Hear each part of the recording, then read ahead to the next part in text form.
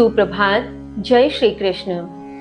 गत अध्याय के माध्यम से आसुरी व दैवीय संपदा से उत्पन्न जीवों का सूक्ष्म अध्ययन कर लेने के उपरांत उनकी मानसिक स्थिति को समझ लेने के पश्चात अब हम आ पहुंचे हैं सप्तदश अध्याय पर, जो कि है श्रद्धा त्रय योग। जिस प्रकार हमने गुणत्रय नामक अध्याय में 3 प्रकार के गुणों के महत्व को समझा, सतोगुणी, रजोगुणी व तमोगुणी, ठीक वैसे ही श्रद्धा भी 3 प्रकार की होती है। किंतु किस प्रकार से उनकी परिस्थितियों का हमें पता लगता है, किस प्रकार से उन श्रद्धा से युक्त जीवों का आचरण होता है, यह हम इस अध्याय के माध्यम से समझेंगे। साथ ही समझेंगे कि और क्या नया ज्ञान हमें इस अध्याय के माध्यम से सीखने, पढ़ने व समझने को मिलता है। तो आइए प्रारंभ करें 7वां अध्याय श्रद्धा त्रय योग। इस अध्याय का प्रारंभ भी अर्जुन के एक प्रश्न से होता है। मैंने पूर्व में भी बहुत बार कहा है कि हम या तो वहां तक सोच नहीं पाते और या फिर हम जिज्ञासु नहीं हैं, हम ठीक से अध्ययन नहीं कर रहे, इसलिए शायद अभी हमारे भीतर वह प्रश्न न उपजा हो। किंतु जैसे ही हम अर्जुन का प्रश्न सुनेंगे तो हमें लगेगा कि हाँ, यह प्रश्न तो वाजिब है। तो उसके द्वारा पूछे गए प्रश्न के आधार पर ही इस अध्याय का पूर्ण विवेचन श्री कृष्ण द्वारा प्रस्तुत किया गया। तो आइए सबसे पहले जानते हैं कि अर्जुन ने ऐसा कौन सा प्रश्न किया जो अभी तक हमारे भीतर नहीं खोला। तो इस अध्याय का प्रारंभ अर्जुन के एक प्रश्न के साथ, श्लोक संख्या 1। अर्जुन उवाच, ये शास्त्र विधिम उत्सृज्य यजन्ते श्रद्धया अन्विताः तेषां निष्ठा तु का कृष्णा सत्वं आहो रजस्तमः सत्वं आहो रजस्तमः। अर्जुन ने कहा, हे कृष्ण, जो शास्त्र विधि त्याग कर श्रद्धा से युक्त होकर पूजा करते हैं, लेकिन फिर उनकी निष्ठा कौन सी है, सतोगुनी, रजोगुनी अथवा तमोगुनी? भावार्थ, यहाँ अब अर्जुन श्री कृष्ण से पूछना चाह रहे हैं। वे पूछते हैं कि हे कृष्ण, माना कि शास्त्रीय विधि का त्याग किया किसी जीव ने, किंतु शास्त्रीय विधि का त्याग करने के उपरांत भी यदि वह श्रद्धा से युक्त होकर पूजा कर रहा है, उसके भीतर श्रद्धा का भाव है, तो फिर ऐसे जीवों की निष्ठा कौन सी कहलाएगी? सतोगुनी कहलाएगी, रजोगुनी कहलाएगी अथवा तमोगुनी कहलाएगी? यह प्रश्न कितना सटीक है, इसका अंदाजा आप आज के समय में भी चल रहे उस लोकोक्ति से, उस कथन से लगाइए कि आज के समय में भी कहा जाता है कि भगवान तो भाव के भूखे होते हैं, श्रद्धा के भूखे होते हैं, नियम इत्यादि विधियों की उनको कोई आवश्यकता नहीं होती। तो जब आज के समय में भी इस प्रकार के कथन मौजूद हैं, आज के समय में भी हमारे और आपके द्वारा इस प्रकार की बातें कही जाती हैं, तो सोचिए अर्जुन ने तो उस समय यह प्रश्न कर डाला, तो कितना संजीदा और कितना सटीक प्रश्न है। तो आइए हम भी इसी प्रश्न का, इस कथन का मर्म समझने का प्रयत्न करते हैं कि क्या श्रद्धा से युक्त होकर किंतु शास्त्रीय विधि का त्याग करें तो वह पूजन होगा अथवा नहीं, और अगर होगा तो कौन सा गुण उसे माना जाएगा, सतोगुण, रजोगुण अथवा तमोगुण? तो आइए आगे श्री कृष्ण अब इस प्रश्न के उत्तर स्वरूप किस प्रकार का विवेचन करते हैं, हम समझने का प्रयत्न करते हैं, अध्ययन करते हैं। श्लोक संख्या 2। श्री भगवान उवाच, त्रिविधा भवति श्रद्धा देहिनां सा स्वभावजा सात्विकी राजसी च एव तामसी चेति तां शृणु तामसी चेति तां शृणु। श्री भगवान अर्थात श्री कृष्ण ने कहा, मनुष्यों के स्वभाव से उत्पन्न वह श्रद्धा 3 प्रकार की होती है, सात्विकी, राजसी और तामसी। उनको इस प्रकार सुनो। भावार्थ, यहाँ श्री कृष्ण कहते हैं कि मनुष्य का जिस प्रकार का स्वभाव होता है, मनुष्य का जिस प्रकार का आचरण होता है, उसी स्वभाव, उस आचरण के अनुरूप उससे ही जन्म लेने वाली श्रद्धा भी 3 प्रकार की होती है, सात्विकी, राजसी और तामसी। किंतु इनका भेद कैसे समझ पाएं, कैसे पता लगे कि हमारे द्वारा की जा रही श्रद्धा या हमारे द्वारा उत्पन्न जो हमारे स्वभाव से उत्पन्न श्रद्धा है वह किस प्रकार की है। तो इसके संदर्भ में श्री कृष्ण अब इसे विस्तार से किस प्रकार कहते हैं। श्लोक संख्या 3। सत्वानुरूपा सर्वस्य श्रद्धा भवति भारत, श्रद्धमयो अयं पुरुषो यो यत् श्रद्धः सः एव सः, यत् श्रद्धः सः एव सः। श्री कृष्ण कहते हैं, हे भरत पुत्र, अस्तित्व अनुरूप सभी की श्रद्धा होती है। यह पुरुष श्रद्धा युक्त है, जिसकी जो श्रद्धा वह वही है। भावार्थ, यहाँ श्री कृष्ण अर्जुन को समझाते हुए कहते हैं कि हे भरत के वंशज, हर किसी का अपना एक अस्तित्व होता है और उसी अस्तित्व के अनुरूप उसकी श्रद्धा होती है। और श्री कृष्ण यह भी कहते हैं कि यह पुरुष श्रद्धा से युक्त है। तात्पर्य कि प्रत्येक पुरुष प्रत्येक मनुष्य में श्रद्धा है, क्योंकि प्रत्येक का अस्तित्व तो है ही। तो जब अस्तित्व है तो उसके अनुरूप श्रद्धा भी है। तो जिसकी जैसी श्रद्धा वह उसी भाव का। इसके और विस्तृत वर्णन में श्री कृष्ण आगे कहते हैं। श्लोक संख्या 4। यजन्ते सात्विका देवान् यक्ष रक्षांसि राजसाः, प्रेतान् भूतगणाश्च अन्ये यजन्ते तामसा जनाः, यजन्ते तामसा जनाः। श्री कृष्ण कहते हैं, सात्विक देवताओं को, राजसी असुरों को और तामसी मनुष्य अन्य भूत प्रेत गणों को पूजते हैं। भावार्थ, यहाँ श्री कृष्ण कहते हैं कि जो सतोगुण प्रवृत्ति का मनुष्य है, जो सात्विक है, वह देवताओं का पूजन करता है। जो राजसी अर्थात रजोगुणी है वह असुरों को पूजते हैं, और जो तामसी मनुष्य हैं, तमोगुण प्रवृत्ति के जीव हैं, वे भूत प्रेत इत्यादि गणों को पूजते हैं। इसके आगे श्लोक संख्या 5। अशास्त्र विहितं घोरं तपयन्ते ये तपो जनाः, दंभ अहंकार संयुक्ताः कामराग बलान्विताः, कामराग बलान्विताः। श्री कृष्ण कहते हैं, जो तपस्वी लोग दंभ अहंकार से प्रवृत्त हो, काम व राग से बलपूर्वक प्रेरित होकर शास्त्रों के विरुद्ध घोर तप करते हैं। भावार्थ, यहाँ श्री कृष्ण उन मनुष्यों के विषय में, उन पुरुषों के विषय में बताना चाहते हैं जो घोर तपस्या तो करते हैं, किंतु किस प्रकार? दंभ और अहंकार से प्रवृत्त होते हैं। यानी दंभ और अहंकार उनके भीतर इतना अधिक होता है कि वे तपस्या के लिए भी स्वयं को ही सबसे बड़ा मानते हैं और सबसे बड़ा तपस्वी मान अहंकार से प्रवृत्त हो जाते हैं। और इस प्रकार काम व राग से अर्थात काम वासना की तृप्ति के लिए और राग इत्यादि विषयों के अधीन होते हुए बलपूर्वक उनसे प्रेरित होते हैं और शास्त्रों के विरुद्ध जाकर जब घोर तपस्या करते हैं तब वे किस प्रकार के होते हैं अथवा उनके साथ क्या होता है। आइए जाने श्लोक संख्या 6। कर्षयन्तः शरीरस्थं भूतिग्रामम् अचेतसः, मां च एवान्तः शरीरस्थं तान् विधि आसुरनिश्चयान्, तान् विधि आसुरनिश्चयान्। श्री कृष्ण कहते हैं, अचेतन अर्थात भ्रमित मनोवृत्ति वाले शरीर में स्थित भौतिक तत्वों को और अंदर शरीर में ही स्थित मुझे कष्ट देते हैं, निश्चय ही उन्हें असुर जानो। भावार्थ, यहाँ श्री कृष्ण गत श्लोक का विस्तार कर रहे हैं, जिसमें उन्होंने कहा था कि ऐसे घोर तपस्वी जो दंभ और अहंकार से प्रवृत्त होकर काम वासना की तृप्ति और राग के मद में आकर शास्त्रों के विरुद्ध जब जाकर घोर तपस्या करते हैं, तो ऐसे लोगों को, ऐसे मनुष्यों को अचेतन जानो।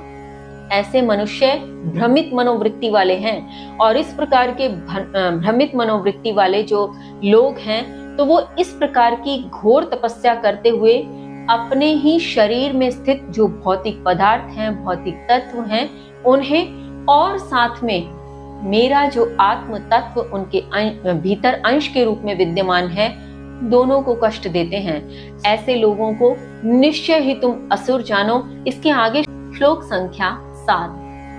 आहारः तु अपि सर्वस्य त्रिविधो भवति प्रियः यज्ञः तपः तथा दानं तेषां भेदम् इमं शृणु तेषां भेदम् इमं शृणु। श्री कृष्ण कहते हैं, लेकिन सभी का प्रिय भोजन भी 3 प्रकार का होता है, यज्ञ, तप तथा दान। उसका भेद भी इस प्रकार सुनो। यहाँ श्री कृष्ण अब हमें भोज्य पदार्थों के प्रकारों के विषय में भी बताएंगे। वे 3 प्रकार के भोज्य पदार्थों के वर्णन स्वरूप हमें सतोगुनी, रजोगुनी और तमोगुनी प्रिय भोज्य पदार्थ के विषय में किस प्रकार से समझाते हैं, यज्ञ, तप तथा दान की क्या महिमा बताते हैं, उनके भीतर क्या भेद बताते हैं। आइए जाने श्लोक संख्या 8। आयुः सत्व बलारोग्य सुख प्रीति विवर्धनः रस्याः स्निग्धाः स्थिरा हृदा आहारः सात्विक प्रियः आहारः सात्विक प्रियः। श्री कृष्ण कहते हैं, रस से युक्त, चिकना, सहिष्णु व हृदय को प्रिय, आयु, सत, बल, आरोग्य, सुख और प्रीति बढ़ाने वाला आहार सात्विक प्रिय होता है।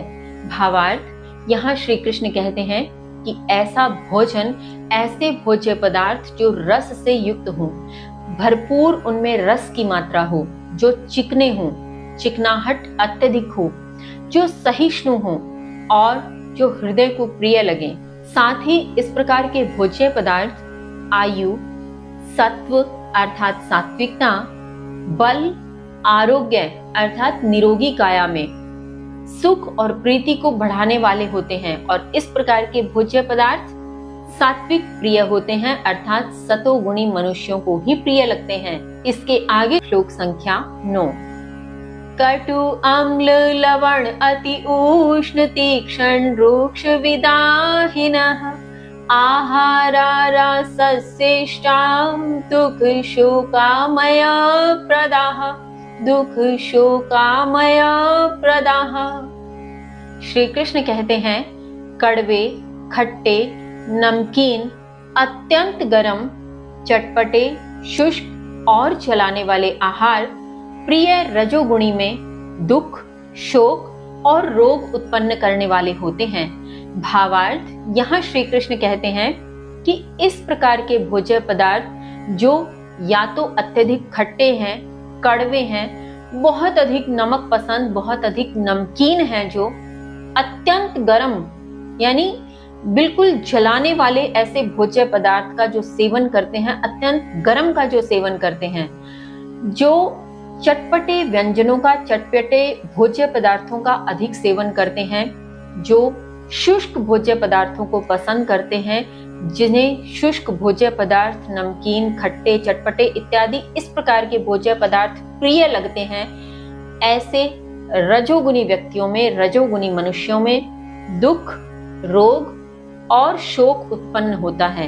यानी इस प्रकार का आहार रजोगुनी होता है और ऐसे रजोगुनी व्यक्तियों में दुख अधिक होता है, शोक अधिक होता है, रोग भी अधिक होते हैं।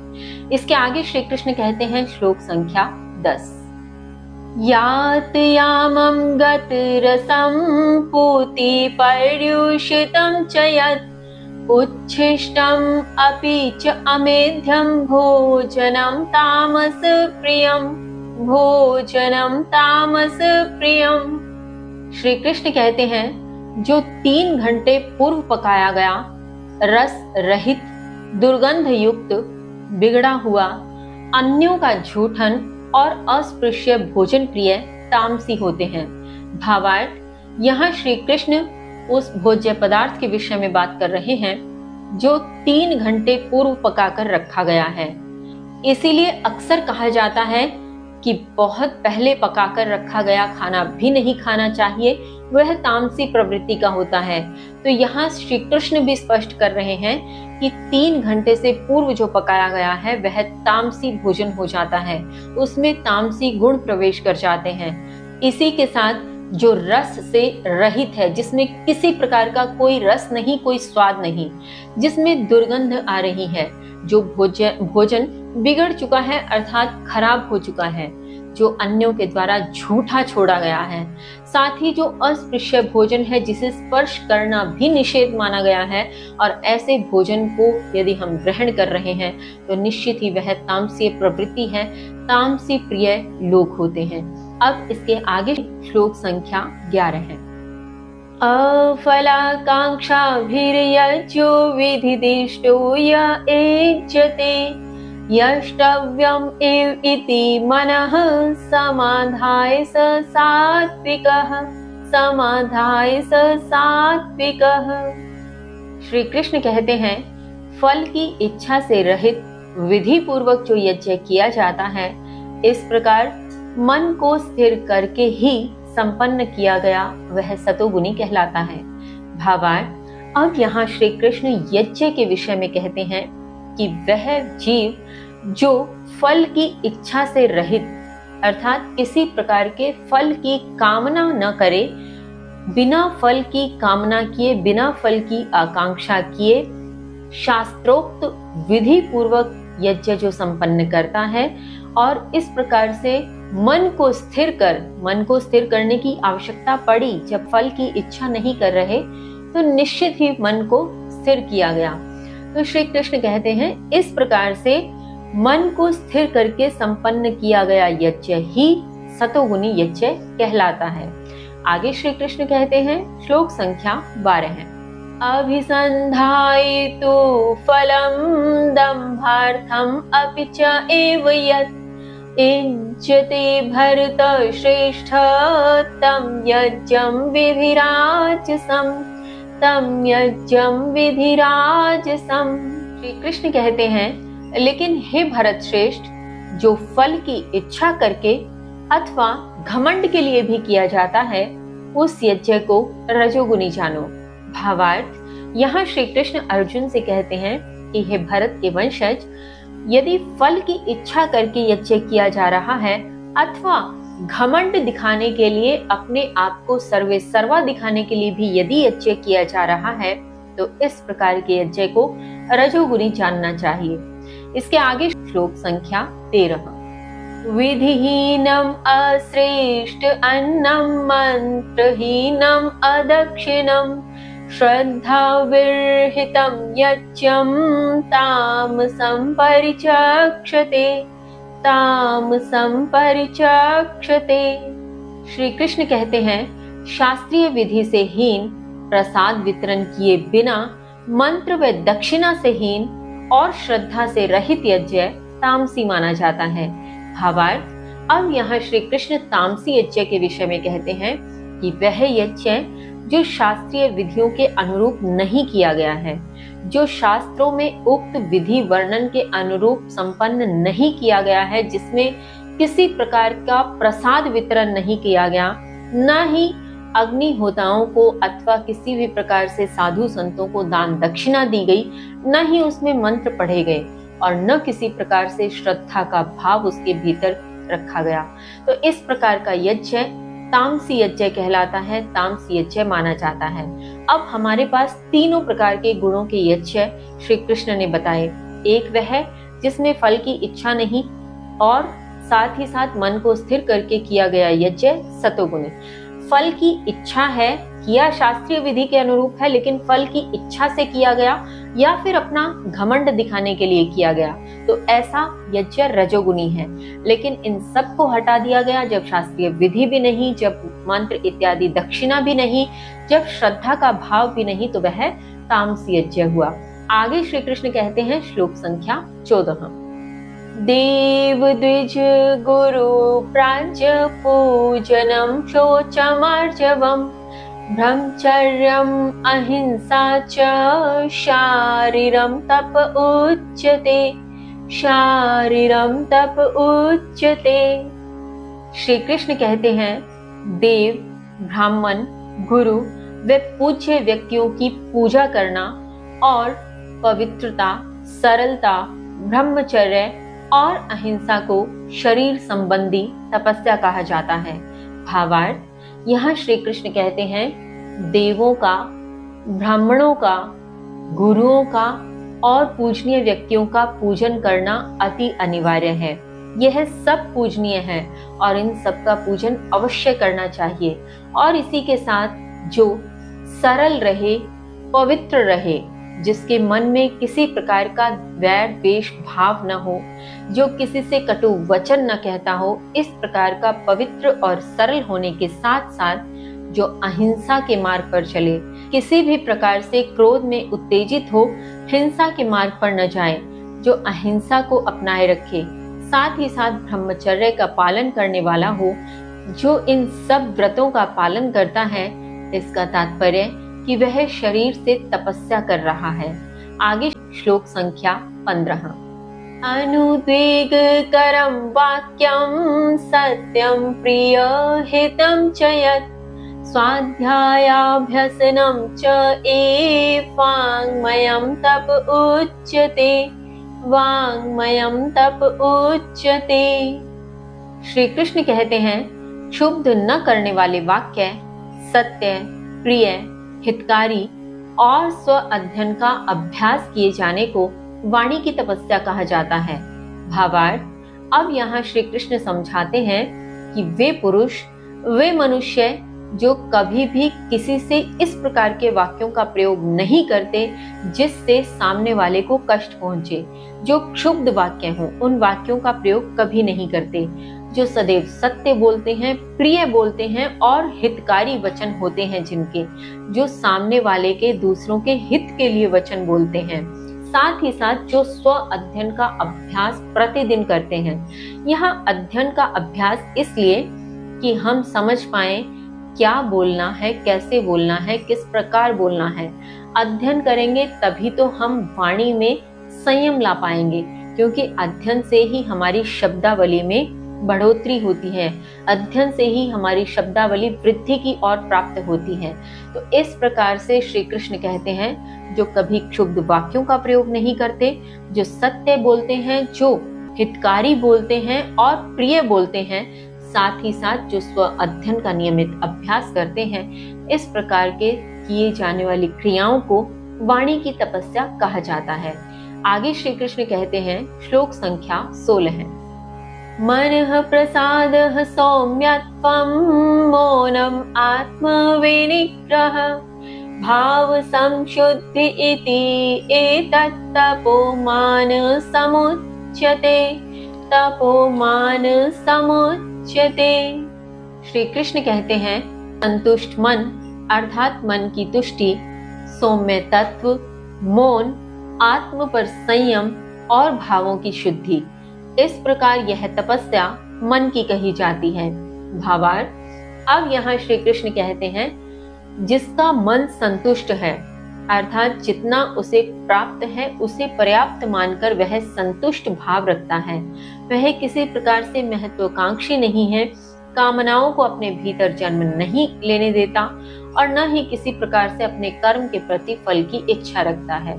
वह संतुष्ट मन वाला है, जिसका मन सौम्य है, जिसके भीतर सौम्य तत्व है अर्थात पवित्र व निर्मल है, जो किसी के लिए द्वेष का भाव नहीं रखता, जो मौन रहना जानता है, क्योंकि मौन सबसे बड़ा आभूषण माना जाता है।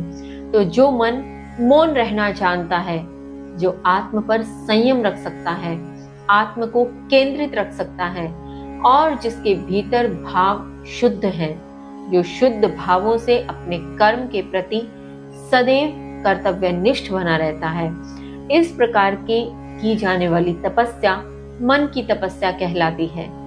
इसके आगे श्लोक संख्या 17। श्रद्धया पर्या तप्तं तपः तत त्रिविधं नरैः अफलाकांक्षाभिर्युक्तेः सात्विकं परिचक्षते, सात्विकं परिचक्षते। श्री कृष्ण कहते हैं नरों द्वारा परम श्रद्धा से, फल की इच्छा से रहित और सात्विक गुणों से युक्त यह 3 प्रकार का तप सात्विक माना जाता है। भावार्थ, अब यहाँ श्री कृष्ण तपस्या के गुण के विषय में बता रहे हैं कि वह जो परम श्रद्धा से किया जाए, जिसमें किसी प्रकार के फल की इच्छा न हो और जो सात्विक गुणों से युक्त हो। इस प्रकार की जो तपस्या मनुष्यों के द्वारा की जाती है वह तपस्या सात्विक कहलाती है।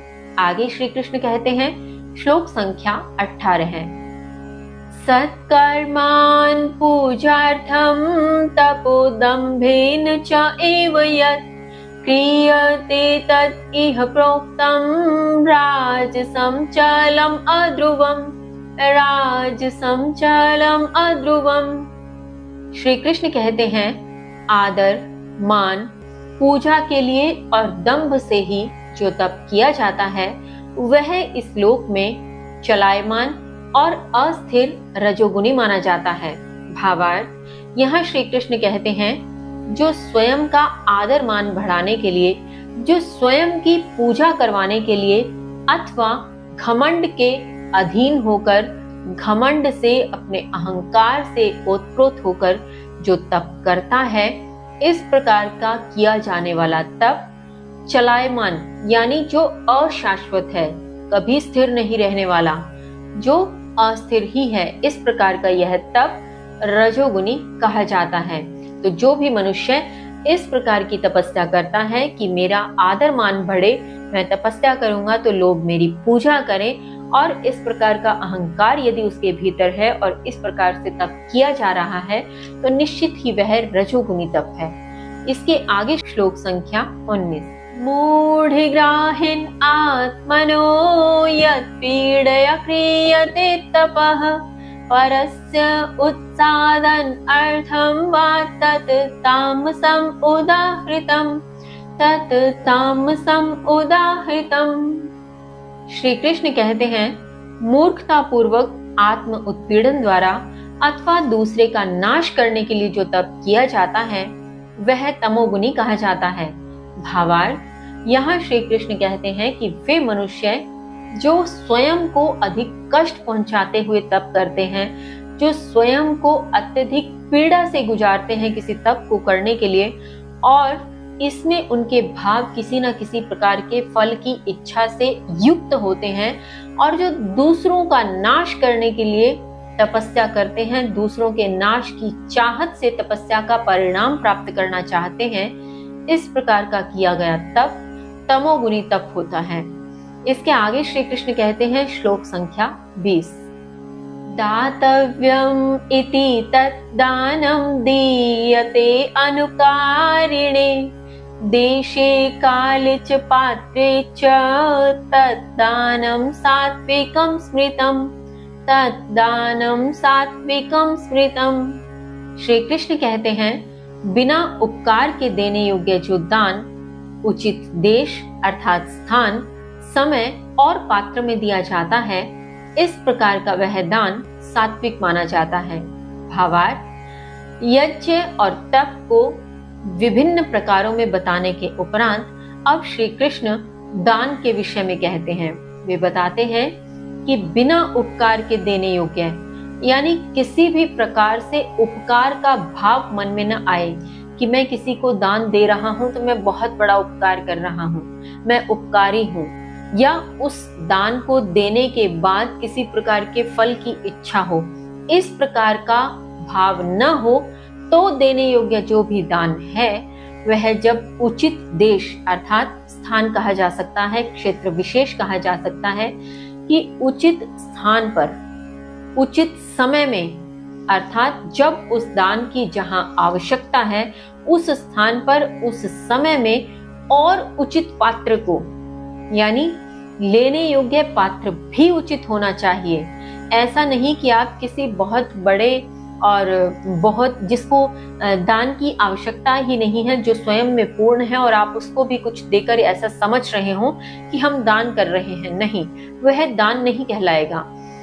हम जब भी बिना किसी उपकार का भाव लिए, बिना किसी प्रतिफल की चाह लिए देने योग्य जो दान उचित स्थान पर उचित समय में जब भी उसकी आवश्यकता है और उचित पात्र को जिसे उसकी आवश्यकता है, इस प्रकार का दान यदि देते हैं तो वह दान सात्विक दान माना जाता है। इसके आगे अब श्लोक संख्या 21, यत् तु प्रति उपकारार्थं फलम् उद्दिश्य वा पुनः दीयते च परिक्लिष्टं तत् दानं राजसंस्मृतम्, तत् दानं राजसंस्मृतम्। श्री कृष्ण कहते हैं, लेकिन जो प्रति उपकार के लिए या फिर फल के उद्देश्य से और कष्ट पूर्वक दिया जाता है, उस दान को रजोगुनी माना गया है। भावार्थ, यहाँ श्री कृष्ण कहते हैं कि वह दान जो या तो प्रति उपकार की भावना से दिया जा रहा है, तात्पर्य कि हम इसे दान दे रहे हैं, इसके बदले हमारा उपकार होगा, हमें इसका किसी न किसी श्रेष्ठ रूप में प्रतिफल मिलेगा। इस प्रकार से अपने ही प्रति उपकार की भावना को रखते हुए जब दान किया जाता है, या किसी भी प्रकार के फल के उद्देश्य से कि हम आज इसे ये दान कर रहे हैं, ईश्वर इसके परिणाम स्वरूप हमें यह दे, ये हमारा उद्देश्य है, या किसी अन्य प्रकार के उद्देश्य को रखते हुए जब दान दिया जाता है, जैसे अक्सर मान सम्मान मिले, अक्सर बहुत लोग हमें जाने, बहुत से लोग हमारी वाहवाही करें और हमें बड़े बड़े आयोजनों में बुलाया जाए, इसके लिए भी कुछ लोग दान देते हैं। तो ये है उद्देश्य की पूर्ति के लिए किया जाने वाला दान। और इसके साथ श्री कृष्ण कहते हैं, या फिर कष्ट पूर्वक जो दान दिया जा रहा है। कहने का तात्पर्य, मन नहीं है दान देने का, बहुत कष्ट हो रहा है दान देने में, क्योंकि आपको 4 लोगों को दिखाने के लिए देना जरूरी है, या आपको किसी अन्य कारण से दान देना पड़ रहा है जिसमें बहुत कष्ट का अनुभव हो रहा है, तो ऐसा दान कभी फलित नहीं होता और इस प्रकार के दान को रजोगुनी दान माना गया है। आगे श्री कृष्ण कहते हैं, श्लोक संख्या 22, अदेश काले यत् दानम अपात्रेभ्यः च दीयते असत्कृतम् अवज्ञातं तत् तामसम् उदाहृतम्, तत् तामसम् उदाहृतम्। श्री कृष्ण कहते हैं, जो दान अनुचित स्थान, समय व अपात्र व्यक्तियों को सम्मान के बिना तथा उपेक्षा के भाव से दिया जाता है, वह तमोगुनी कहा गया है।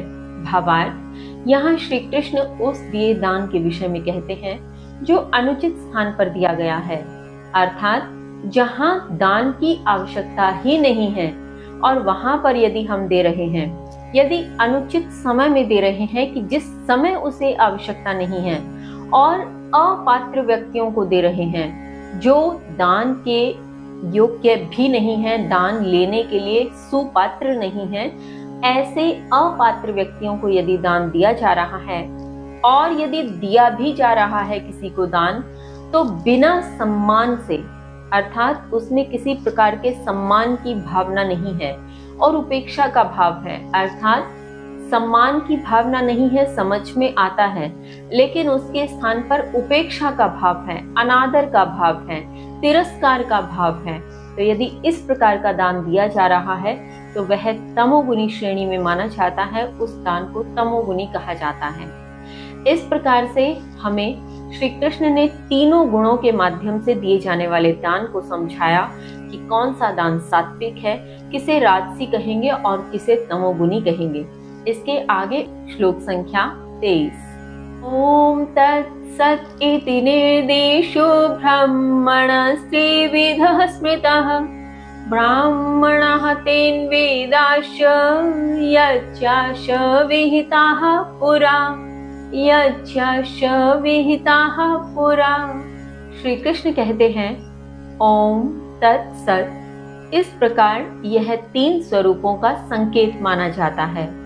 प्राचीन काल से ब्राह्मणों ने उससे वेद और यज्ञ निर्धारित किए हैं। भावार्थ, यहाँ श्री कृष्ण ओम तत्सत् इन 3 शब्दों का वर्णन कर रहे हैं, इन 3 शब्दों की महत्ता बता रहे हैं। वे कहते हैं कि ओम तत्सत् यह 3 प्रकार के संकेत माने जाते हैं।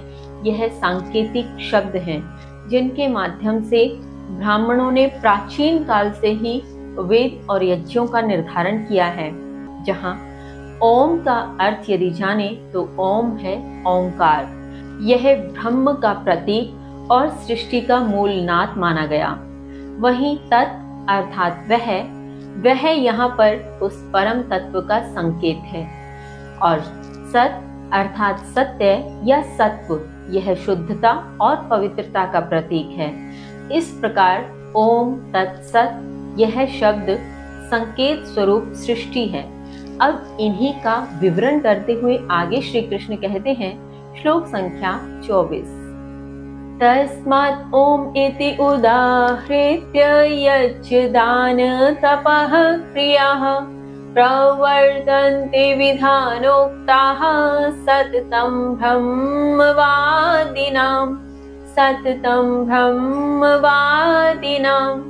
श्री कृष्ण कहते हैं, इसलिए ब्रह्म को मानने वाले ज्ञानियों द्वारा सदा विधान में कहे गए यज्ञ, दान व तप की क्रिया ओम कहकर प्रारंभ होती है।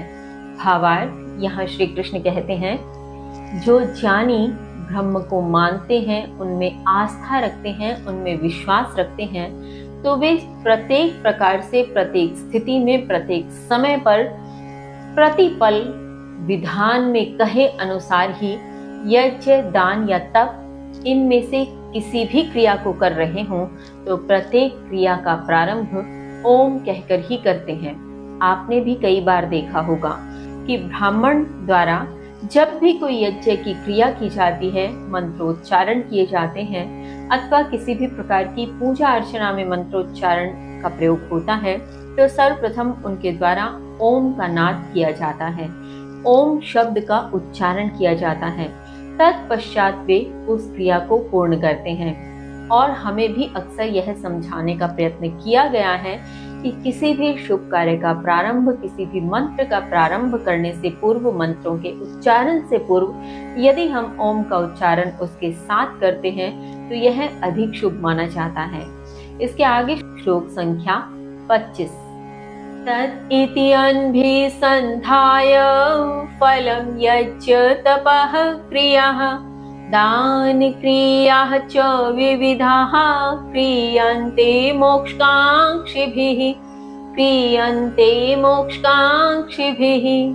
श्री कृष्ण कहते हैं, इस प्रकार मोक्ष की इच्छा रखने वालों द्वारा फल की इच्छा किए बिना यज्ञ, तप, दान की विभिन्न क्रियाएं तत् कहकर संपन्न की जाती हैं।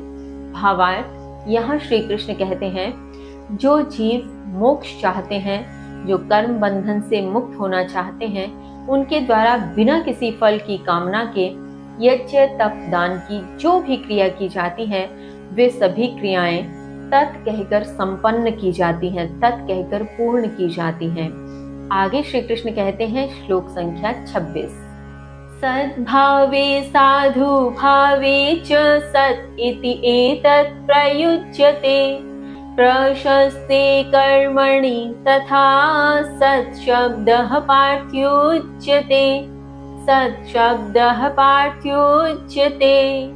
श्री कृष्ण कहते हैं, हे पृथापुत्र, इस प्रकार ब्रह्म के भाव में और साधु के भाव में सत् शब्द प्रयुक्त किया जाता है और श्रेष्ठ कर्म में भी सत् शब्द प्रयुक्त किया जाता है।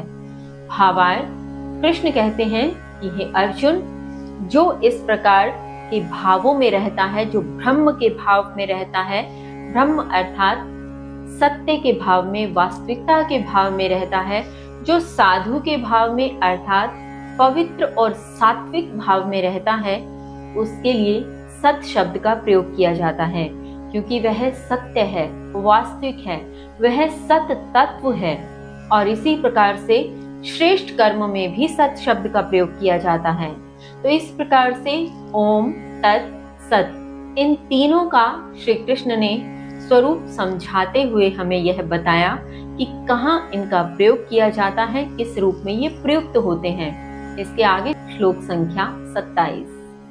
यज्ञे तपसि दाने च स्थितिः सत् इति च उच्यते कर्म च एव तदर्थीयं सत् इति एव अभिधीयते। श्री कृष्ण कहते हैं, इस प्रकार यज्ञ, तप, दान में जो स्थिरता है उसे सत कहा जाता है और उसके लिए समर्पित कर्म को भी इस प्रकार सत कहा जाता है। भावार्थ, यहाँ श्री कृष्ण सत का और अन्य महत्व बताते हुए कहते हैं कि यज्ञ, तप, दान, इन क्रियाओं में जो स्थिरता है, जब बिना फल की इच्छा किए, बिना किसी प्रकार के उपकार की भावना के, बिना किसी अन्य उद्देश्य से केवल और केवल कर्म किया जा रहा है, तो वह क्रिया संपन्न स्थिर कर्म कहलाता है। और इस प्रकार यज्ञ, तप, दान संबंधी क्रियाएं भी जब बिना किसी उद्देश्य से केवल और केवल कर्म के निहित होकर की जाती हैं, तो इनमें जो स्थिरता आती है उसे सत कहा जाता है। और ठीक इसके लिए समर्पित जो कर्म है उसे भी सत कहा जाता है। इसके आगे श्री कृष्ण कहते हैं, श्लोक संख्या 28, अश्रद्धया हुतं दतं तपः तप्तं कृतं च यत् असत् इति उच्यते पार्थ न च तत्प्रेत्य नो इह, न च तत्प्रेत्य नो इह। श्री कृष्ण कहते हैं, हे पृथापुत्र, जो आहुति, प्रदत्त और तपस्या श्रद्धा के बिना संपन्न किए गए, उन्हें इस लोक में और मरने के बाद अर्थात परलोक में भी असत कहा जाता है। भावार्थ, यहाँ श्री कृष्ण अर्जुन से कहते हैं कि हे अर्जुन, इस प्रकार से मैंने तुम्हें इनका संपूर्ण विस्तृत विवरण बताया। अब इसका सार यह है, संक्षेप यह है कि जो भी आहुति अर्थात जो भी यज्ञ इत्यादि में दी जाने वाली आहुति है, जो यज्ञ इस प्रकार के संपन्न किए गए, प्रदत्त अर्थात इस प्रकार का दिया गया दान, और तपस्या अर्थात इस प्रकार से संपन्न किया गया तप, जिसमें किसी भी प्रकार की श्रद्धा नहीं है, जो बिना श्रद्धा के संपन्न किए गए हैं। यज्ञ, दान और तप जो बिना श्रद्धा के संपन्न किए गए, उन्हें इस लोक में भी असत कहते हैं और मरने के बाद अर्थात दूसरे लोक में, परलोक में भी असत ही कहा जाता है, अवास्तविक कहा जाता है, जिनका कोई महत्व नहीं होता, जिनका कोई प्रतिफल नहीं मिलता, जिनकी कोई भूमिका नहीं है। इसी श्लोक के साथ इस अध्याय की यहाँ समाप्ति होती है। इस अध्याय के माध्यम से हमने बहुत खूबसूरत तरीके से यज्ञ, तप और दान के विषय में विस्तृत स्वरूप से समझा। अब श्री कृष्ण हमें आगामी और अंतिम 18वें अध्याय में क्या समझाते हैं, जानने का प्रयास करेंगे कल से। तब तक के लिए जय श्री कृष्ण।